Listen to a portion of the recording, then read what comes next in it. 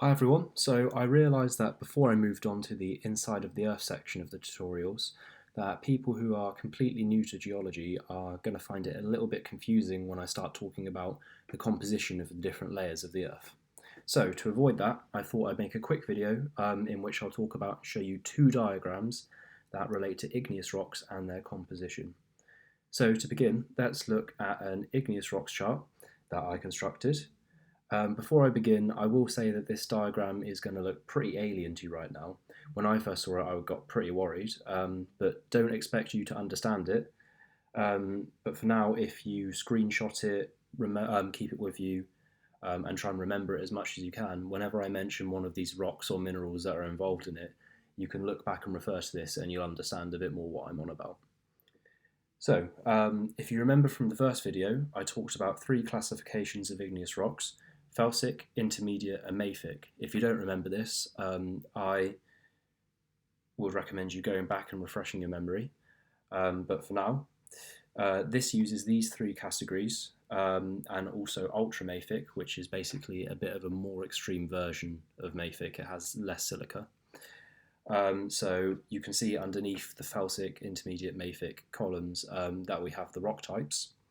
And I've also included grain size to the left.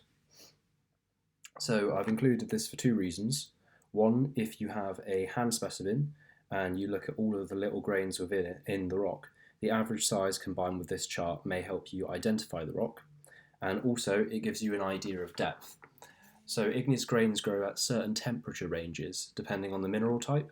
So a larger grain basically means that it stayed at the temperature for longer and therefore cooled slower. So what does that mean? Well, it means that the rock likely solidified further down in the earth where it's hotter. So if we had a piece of granite and looked at this chart, we'd be able to say that this rock came from a more felsic magma and it formed deeper within the earth's crust because it has larger grains. I've also included some minerals at the bottom that are formed at the different compositions. So for example, in mafic rocks, you would expect to see olivine, augite, or plagioclase feldspar, and in felsic, you would expect to see quartz, biotite, muscovite, etc. So the last diagram I'm going to show you is Bowen's reaction series, and this contains a lot of the minerals mentioned in the igneous rocks chart, and it basically shows the varying temperatures and compositions that you expect them to form at. Again, I advise you just to screenshot this, keep it at hand, and then whenever I mention a random mineral like amphibole, you can look at this and go, oh okay, so that's a high temperature intermediate to mafic mineral. One thing that I haven't mentioned before, which I think is worth noting, is that as you can see, the mafic minerals form at a much higher temperature than the felsic ones.